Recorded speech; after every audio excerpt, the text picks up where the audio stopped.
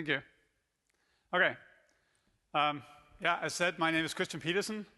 I'm going to tell you about how location is being used more and more in games, both to improve the games, but also to create an extra revenue opportunity for game developers. So,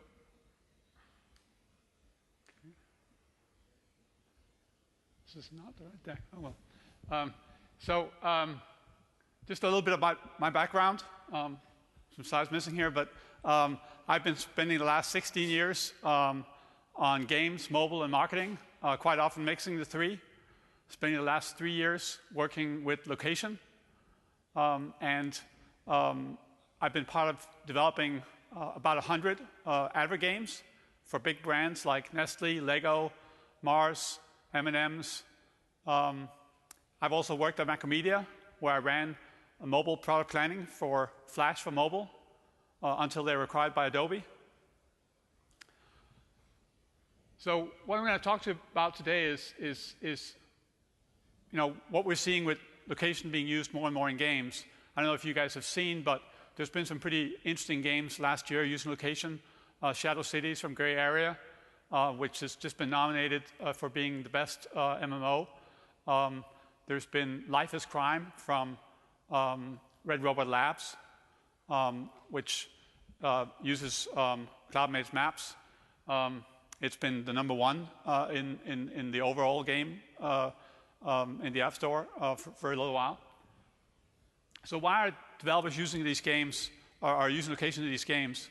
Well, there are location-based games where it's all about location, and the reason for doing that is basically because you basically take the user's world completely and turn it into part of the game.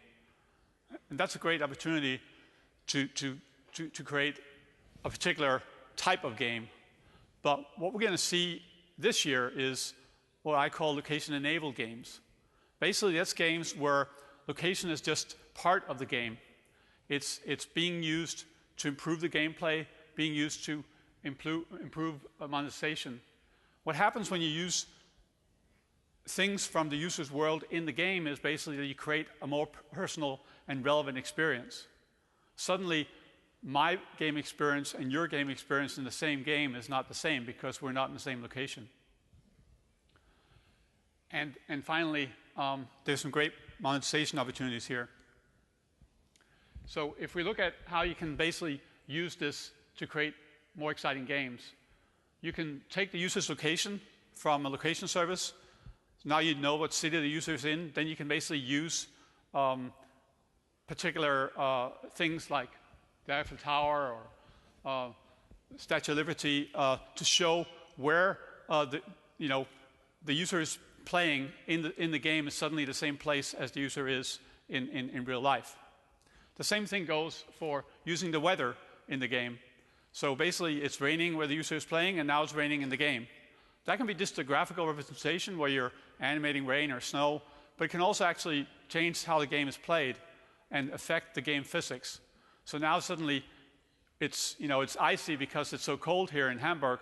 Then when I'm playing the game, then it's suddenly slippery when I jump. You can also use the time of day, not what time it is, but whether it's morning, midday, afternoon, evening, night. So you're basically changing the lighting in the game. And again, you're making the game suddenly a lot more relevant to who's playing it. Somebody sitting in the back of their parents' car driving, it's getting late. Now it's this cozy late night feeling in the game as well.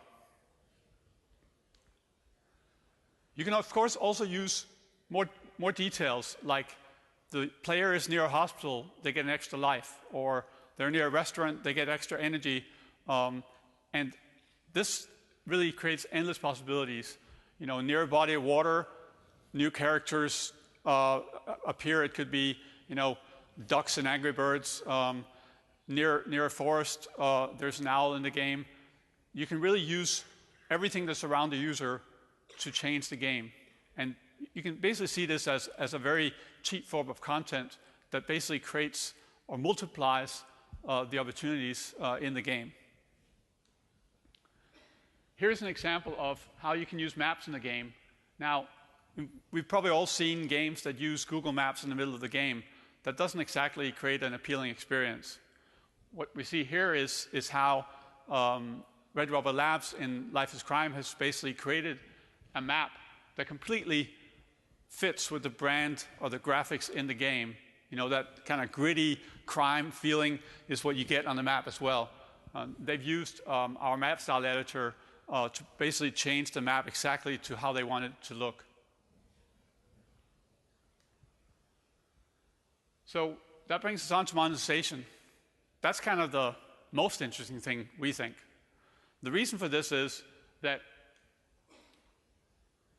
there's a lot of retailers out there, and they're actually feeling pressured by online.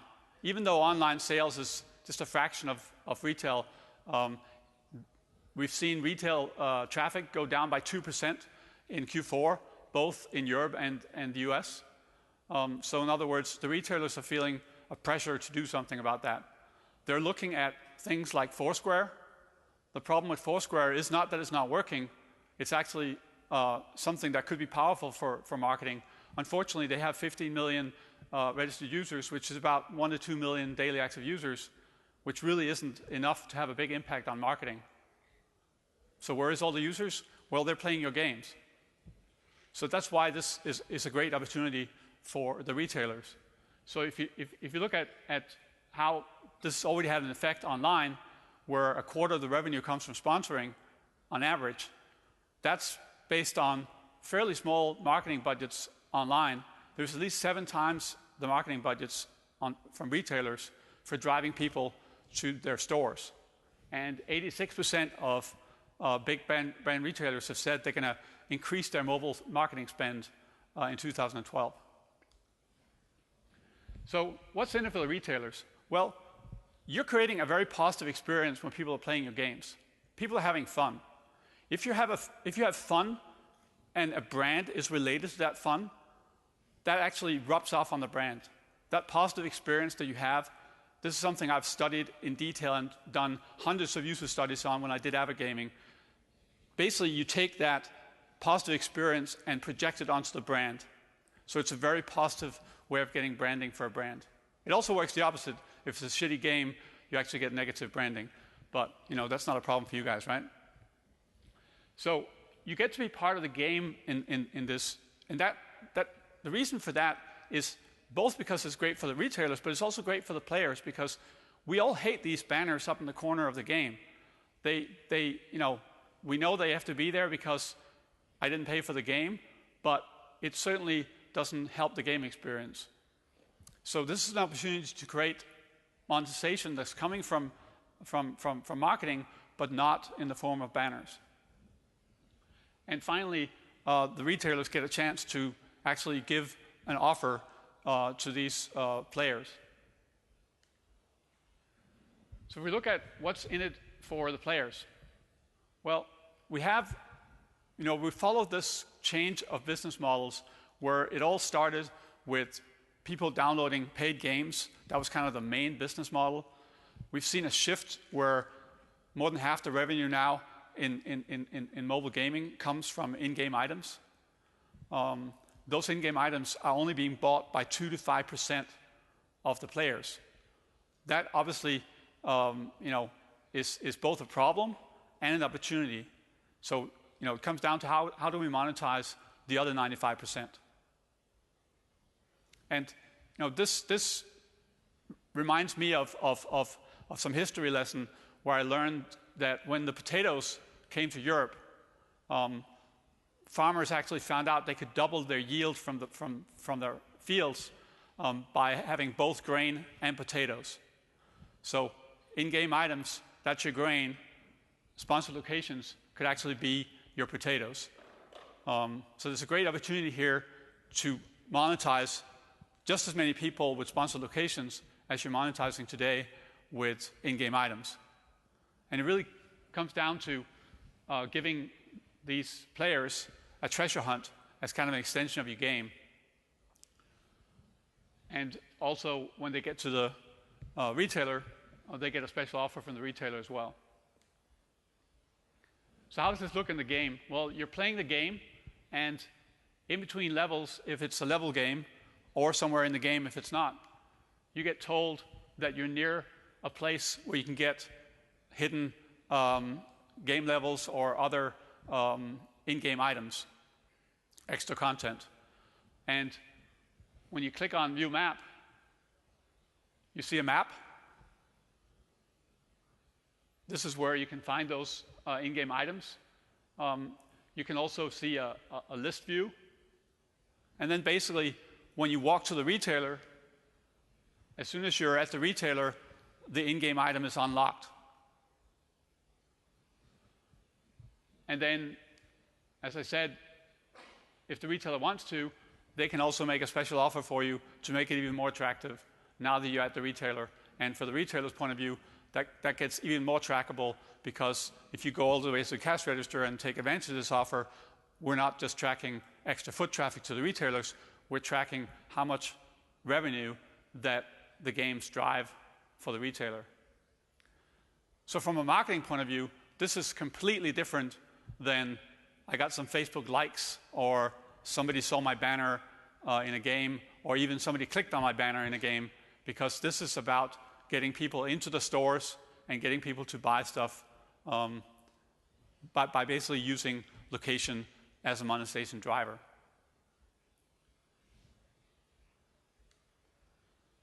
So to sum up, you can use location, what we call local discovery, basically to create a better game experience.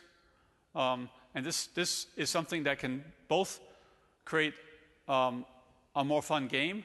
It can also be the reason that people come back to the games. Basically, I got to check, I pull out my phone and I check what's happening in this location in my game. And obviously, we all know that it's very important to give people reasons to come back to the games. Once I do that at every location I'm at, it's also a great conversation starter with my friends, right? What are you doing checking this game all the time? And then it actually creates great word of mouth. As you've seen, it can be used for sponsored locations. I've spent the last 8 months or so talking to 70 different large retail chains. 30 of them love this. And we're talking across supermarkets, drugstores, fast food, beverages, sports, clothing, you name it. It's pretty much receiving broad positive feedback. And then you can, of course, also create location-based games where you actually have a map as part of the gameplay. So that's basically what I wanted to tell you about. What I'd love to spend the rest of the time on is hearing from you what questions you have about location-enabled games.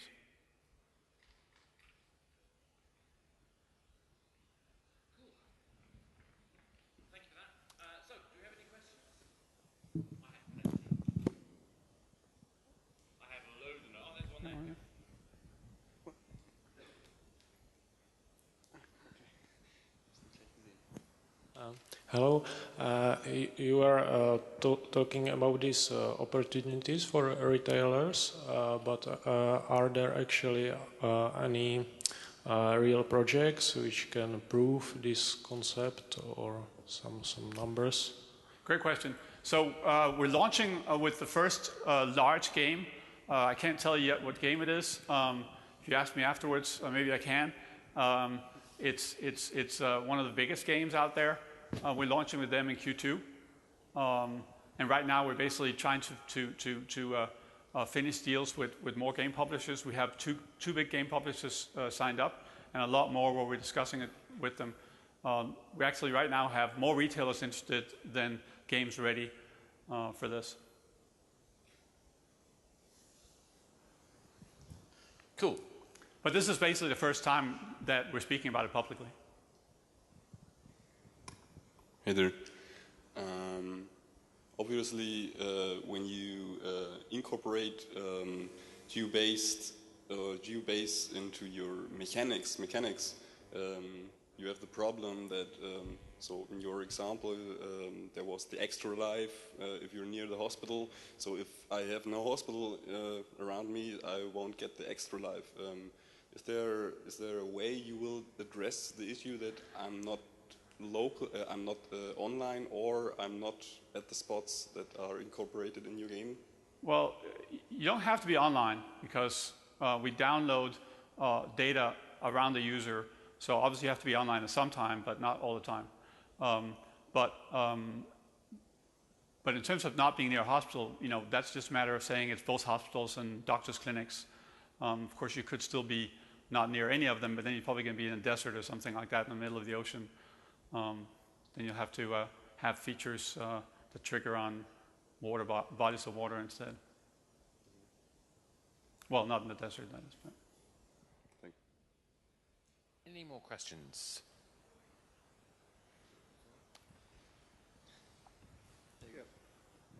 So anecdotally, I've heard from companies like Booyah, for instance, that have done some experimentation in location-aware gaming, that I believe I heard in a lecture that in my town, 60% of players played exclusively from their couches, right, for a game that was very much intended on location.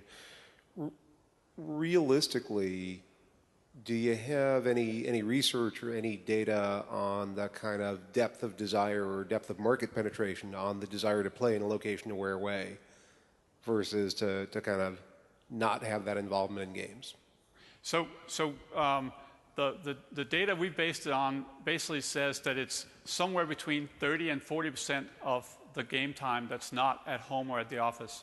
But don't forget that the location-based games, yes, they require that you move around.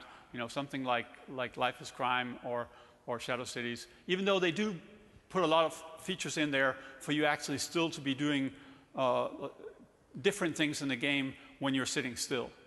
But that's location-based games. Location-enabled games, they're really just about taking the user's environment and using it in the game. So if you're sitting at home, then it's going to be your hometown, your weather, what's around your home. So it still enriches the game quite a lot, and my gameplay will be different than your gameplay. I mean, assume we're not living in the same place. Any more questions? Well, I have one. So I've been looking at location-based games for probably about 10 years. I was working with the It's Live guys on a title which we never got out for a variety of reasons. But one of the concerns I have is the effect on critical mass. So if I'm going to play a game, particularly a game that involves other people, it's another level of narrowing down the potential audience. And one of the problems I see when people submit location-based games is that they forget to take into account that people live in different towns, that not everybody's going to have their app, not everyone's going to have their app switched on. Are we starting to see people with this location-enabled game mentality changing that mindset to think differently, maybe mapping virtual worlds on different spots in a town that are going to be consistent, the town hall, the phone boxes, or whatever? Obviously, what's going to be the next clever thing that's going to make this finally happen? Well, so, I mean, the way I look at it is that just as we're basically saying there's location-based games and there's location-enabled games, you can say the same thing about social. There's social-based games and there's social-enabled games. Now, we think the sweet spot is being social-enabled and location-enabled. As soon as you move down towards, let's say you basically move down to location-based and social-based, then, as you say, you're basically saying a game where you have to be a particular place and so does the other player you're playing with. That's a problem, right? I mean, a good example is a game I actually quite enjoyed called Merchant Kingdom from Chilingo. It's a pretty good game. They made a good location-based game. It's fun to play. The problem is that you basically build these locations, and they really got that to be addictive to the point where it's like, my wife is saying, I'm going shopping, and I'm saying, I want to come because I got to check out my locations, right? That part works. The part that doesn't work is you're building an army, and then finally, when you're done with your army, you have to find somebody to fight with. And unfortunately, the closest castle you can attack is like 10 miles away. That's a little bit much, right? But I did actually drive to a castle and got slaughtered. So, but obviously that kind of killed my enthusiasm for the game because I kind of spent weeks and then I drove to the castle and I got slaughtered. But that's a different problem that a lot of games have is that it's very important to pick people back up when they suffered a big loss in your game. We saw something quite interesting in PlayStation Home where the guys who created an experience called Z basically put real-world posters around various cities around the world. And the thing I think is really clever about that is that it didn't require everybody to go to where the poster was. It required some people to go and to post what they saw online so they could share it. Yep. And I think that's quite an interesting metaphor for maybe some of these location-enabled things where there are elite people within the community who will do these things, and if we can empower them to make everybody else's experience more fun, yep. then maybe we are getting to that yep. location-enabled, social-enabled experience. Yeah, I mean, one of the scenarios that we played around with is mystery games, where basically, like you said, it doesn't require everybody to go there. If somebody finds that clue, then it's found, and now the rest of the police force can share it. Another thing I think is interesting is the idea that in the old days when you had a castle and you had a big army in that castle, then very clearly there wasn't food enough around the castle to feed this army. So you basically had to send foraging parties out. And I think mobile can be a very interesting foraging ability for games that is played either on PCs or consoles. So basically, you do go to one of these sponsored locations and you pick up something, but it might not be for your mobile game. It could actually be something for a game you play at home. I think that's great. And one of the games that we looked at a long time ago, back at 3, we were talking to the guys around the Matrix, and we had the mapping data for every telephone box in the country. And so we could calculate where the nearest telephone box was for each player, regardless of where they were. It never got made, but the idea was that you would have to chase each other.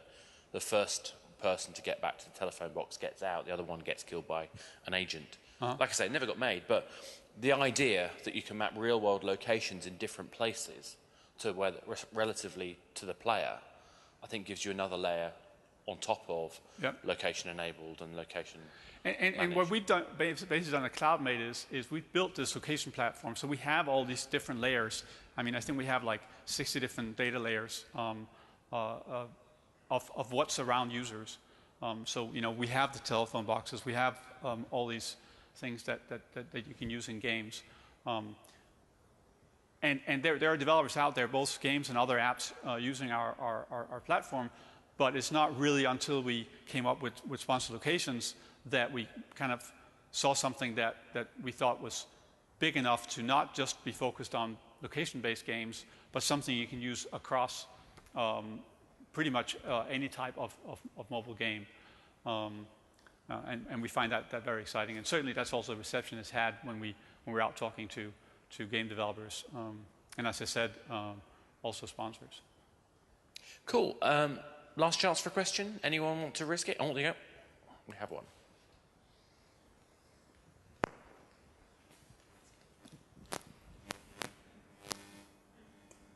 Not much of a question, but to address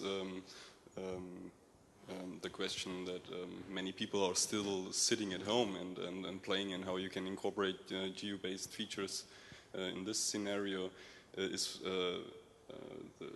the decision from Phoenix HD, from the iOS game, doing a mobile or a geo-based high score. That it was, at least for me, a jaw-dropping moment when you see when you have your high score located to Hamburg or to what city you're at the moment, and I think there is a strong opportunity for incorporating your social aspect. So if you think you can have your Facebook friends or have your friends of your city and you can compete with them, I think there is a great opportunity.